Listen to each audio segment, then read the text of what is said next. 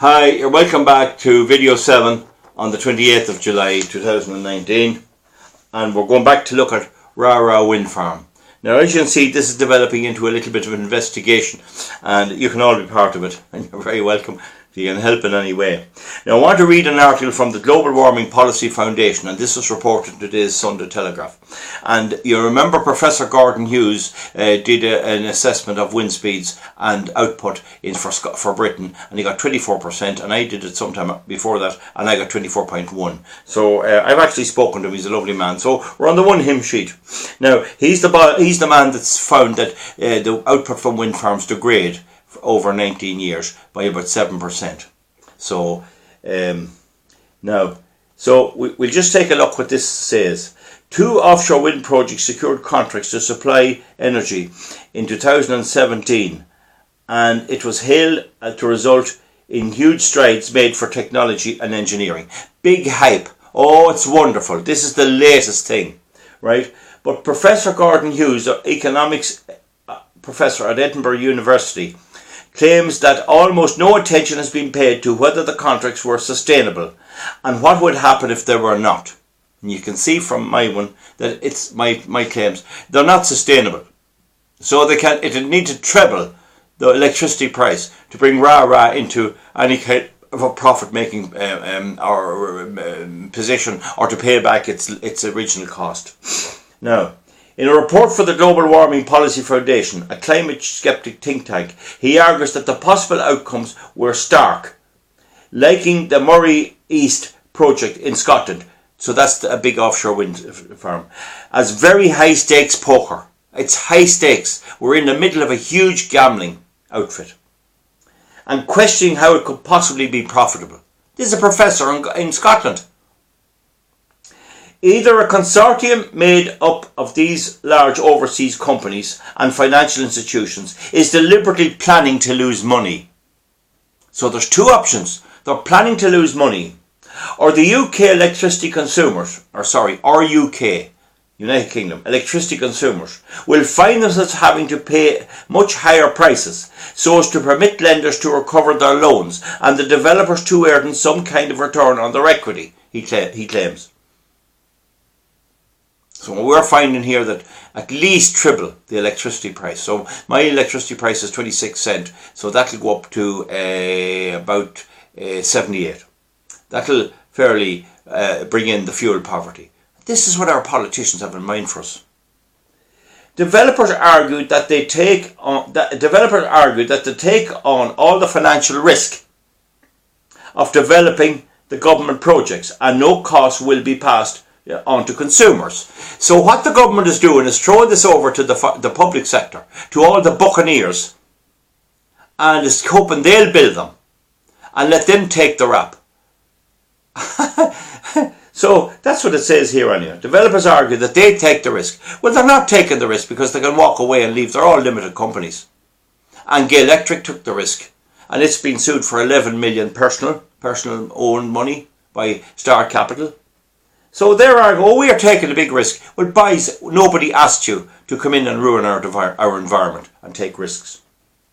However, Professor Hughes claims that even if the Moray East project performed well, above long-term averages predictions, it could only earn a reasonable return on equity if the revenue per megawatt was 50% higher than the strike price. So he's talking about increasing it by a half. Okay? That in turn will require a market price for electricity that is slightly more than double the market price in the total half of 2019, he notes. Now, you might be bored, but you're going to pay.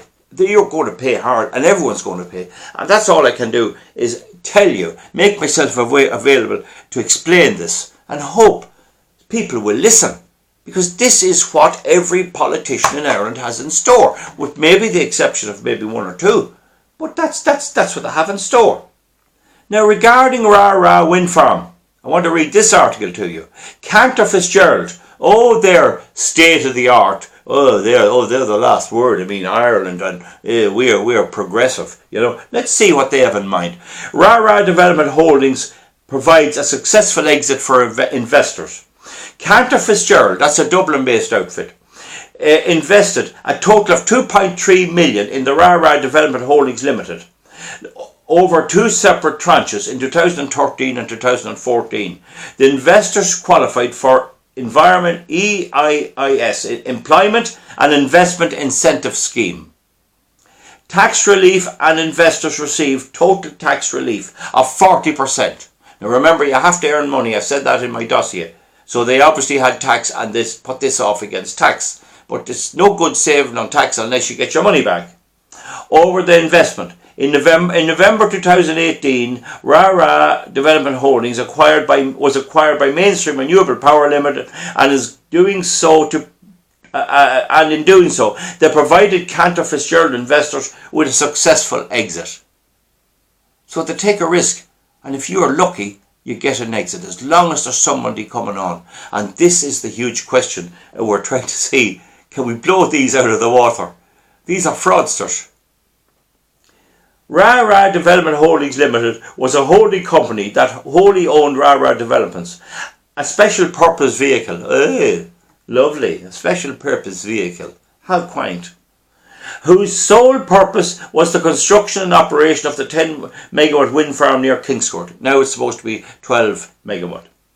The project had originally been acquired with planning permission in place. However, this decision was overturned in 2016, which incurred delays. Now that's all nonsense. Successfully appealed, etc. There was none. We objected. It was granted by Cavan County Council. We appealed to Dublin All. It was granted there again. But I took a judicial review on the cabling and forced them to do an environmental impact assessment. They didn't like it, but I did it anyway. Despite the project delays, the 2013 investments in Raragh Developments Holding Limited received a total gross return, including tax relief, of 1.65 times the original investment. 1.65, right? So there's what they got back. Now that includes their tax relief. So you can see that there's a 15% there. If you exclude tax, they just made 15%. It's the tax that brings it up.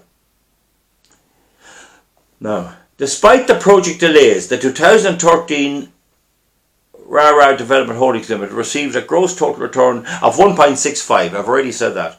Their original 1.6 times original investment. While the 2014 tranche received a return of 1.5%. 1.5 came down a bit. Their original investment.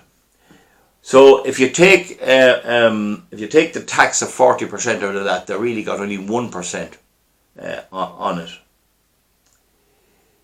Raragh Development Holdings has been another successful investment for Cantor Fitzgerald clients, Cantor Fitzgerald clients, and follows on the back of the previous wind farm investment for Carr-Siveen Limited. Thereby investors successfully exited in 2015 and 2016. As per the original investment terms, we continue to identify opportunities in the renewable energy sector, aim to bring further projects to clients in the coming months. So there'll be wind farms being built aplenty. I'd say the government will renew the present time limit for connections. And this is going to go on until they run out of money. Who's going to be laughing when that happens? So Mainstream Renewable Power chairman is Eddie O'Connor. That's the fella that reported, as said in the Sunday Business Post, that objectors had what he described farting cows, and I believe it was aimed at my cows. And my cows are very upset, very, very upset. I mean, that cow you see in that video, she's only better. I had to get the vet out actually when they heard about it. It's absolutely, it's insult my cows. I don't mind insulting me, and to say that they fart, I mean, what nonsense. Anyway, we look at Mainstream Renewable. 2017-2016, they made 12 million of a loss in 2017, 13 million in 2016. Now, they have these derivatives on their accounts, and we look at them at a later stage. And they actually changed this position to 5 million of a loss in 2017 and 22 million in 2016. So actually that's the same. I don't know what. I have to look into that. But the bottom line is that at the end of 2017, Mainstream Renewable owned 159 million euros, and in in the previous year it owned 139. So their money's, it's going up, they're owing. So that's 12 and 9 is 21 million, I think that is there. 148, 158, 21 million. So their losses are going up 21 million a year. So they owe 159. Now how are they getting 30 million to plough into Raragh wind farm? Where did they get that money? And that is the question we'll be looking at. Now they have a mention of derivatives. Their assets are called inventories. Doesn't say what it is, but assets are good. They have a good lot of assets. I think it's 100 and when I get here.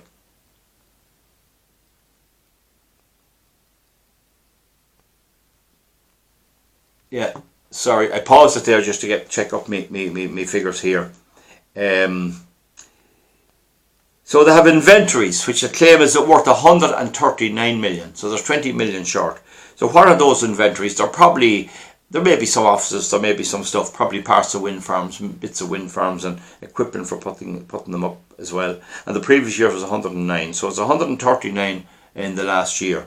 These inventories, what they're actually worth is another day's work. So what would they make if they were sold? That'll bring down the losses a bit less. They have restricted cash. That's money you can't spend. It's for one particular purpose of 44 million.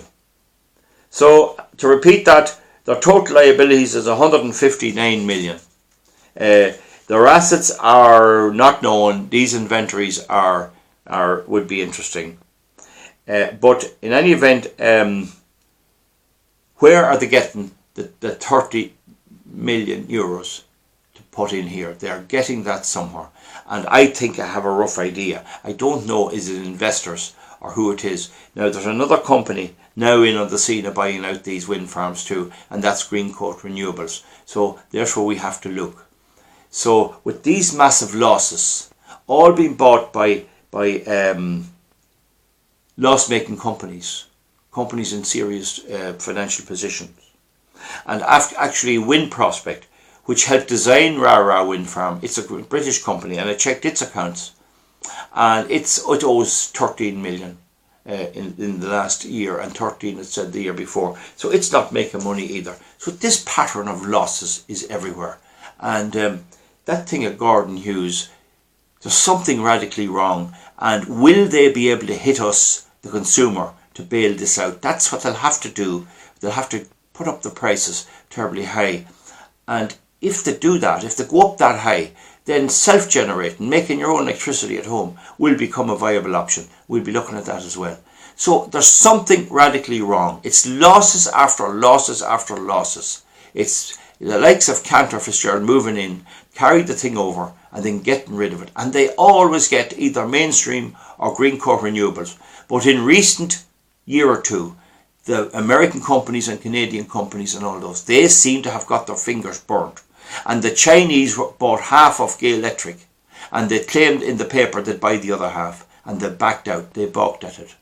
So would it be that they simply saw the books of Gay Electric? The minute it backed out, they couldn't sell their other half of their projects, and they went wallop. They're gone. They're no longer viable. And we'll see who did anyone buy anything to have. So we can see here that there's a gigantic Ponzi scheme building up with no revenue related industry underneath it. And that is unbelievable stuff. So I'll let you go with that. I think that covers Raragh. We wouldn't have to come back here again. So thank you very much.